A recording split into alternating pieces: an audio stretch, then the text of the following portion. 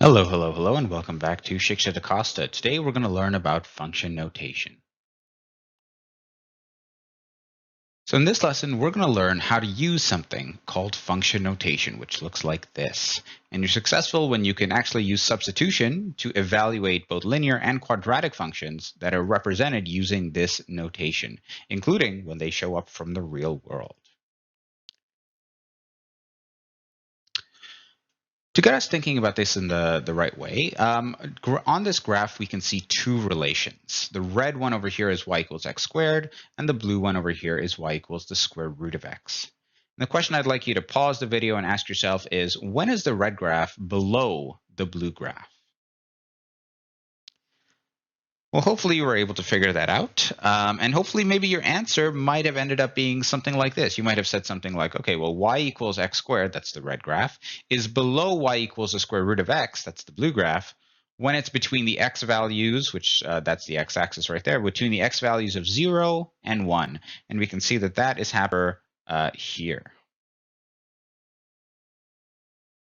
Or you might say slightly differently, something like this. This is a mathematical statement. And the way we would read this is f of x is less than g of x when when 0 is less than or equal to x, which is less than or equal to 1. And this is a much shorter thing to write than this entire sentence, isn't it?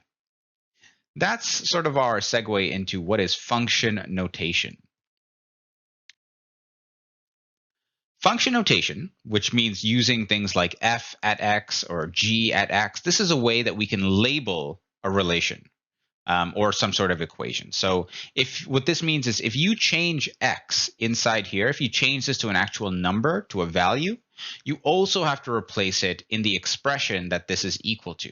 And you might see something that looks like this. It might say, hey, this is a function f at x or f of x equals 3x squared plus 2x plus 1. So if we have an equation like this, we call this a function, and this is the notation for the function. If we want to find f at 4, well, we change the x here. Notice that this looks exactly the same as this, except the only difference is the x has changed into a 4. And if we're changing x to 4 over here, we also have to change it over here and over here as well. So here what that means is f at 4 is equal to 3 times 4 squared times 2 times 4, plus 2 times 4 plus 1. And if we actually evaluated that, we would end up getting 57. This means that when x is equal to 4, notice we changed x to 4, the value of the function is 57. And 4 comma 57, that is actually going to be a coordinate that's on the graph of f of x. And it might look something like this. Notice here I've got f of x equals, and I've got this exact equation down here, and that created a quadratic, just like I expected it to. And when I look at when the x value is 4, the y value ends up being exactly 57. In a nutshell, that's function notation. When we see a symbol like this, f of x, although these could be any two letters, right? The x can be any other variable as long as it is the independent variable. This is called function notation. This is used to represent what is the value of the dependent variable, which is usually y, for a specific given value of the independent variable, which is usually x. For this reason, when you say y or f of x, these basically mean the same thing. These are totally interchangeable in the equation y equals f of x. The short way of saying all of this is, well, instead of saying y, we're going to start saying f of x. Or if we want to label a function differently, we might label it as g of x. If the independent variable is not x, if it's for example, if it's t, we might say that the function is c at t, and so on and so forth. And again, like I mentioned, the way we read this is we would say f at x, as in this is the value of the function that we labeled f at the value of whatever is specified, the value x. This is a lot better because it's better than using y. You can say stuff like f of 2 or f at 2. That means the y coordinate of the function when x is equal to 2. And isn't that a lot faster than saying this entire sentence? Let's take a look at a couple of examples. In this example, the cost, which I'm going to represent by C, to produce n items is given by this equation, this function. How much would it cost to make 9 items, 8 items, -4 items, and Canada items? This is kind of a strange thing to ask, but I'll go through exactly what this means. So if I say, for example, if I want to find out how much it would cost to make 9 items, 9 is clearly the value of n here. And so I would just write that as C at 9.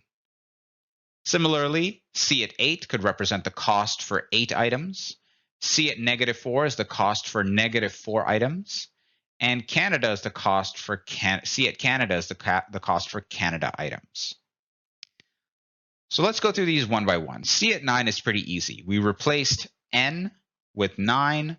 So in the equation, we will also replace n similarly with 9. And now we can just start to evaluate that. The square root of 9 is 3. 9 squared times 4 is 324. And so 3 plus 324 tells us that the cost would be $327. Can I do the same thing if the value is 8? Yeah, 8 has a square root. It's an irrational number. I would just write it as root 8. And then 4 times 64 would be 256. And when I add these two together, I'd have to use a calculator, and I would get an approximate number, approximately 258.828, and there's a bunch more decimals afterwards. But this is approximately equal to $258.83. Because I'm looking at cost, I might change this to dollars and cents and round it to the nearest hundredth. However, for this question, how much does it cost to make -4 items? First of all, that question doesn't even make sense. How can you make a negative item? But even if we try to use this, this formula here, if we tried to plug in -4, it seems okay for now.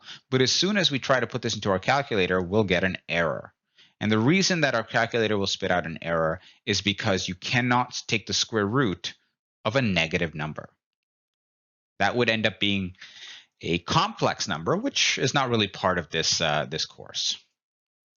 And finally, C at Canada, the cost to make Canada items. Well, okay, I replaced N with Canada, so I have to replace N with Canada in the equation as well. And of course, this is also an error. We can't square root text. We can't use any sort of math operations with text. And so this right here would also result in an error. So the only questions that it sort of makes sense to evaluate are C at 9 and C at 8.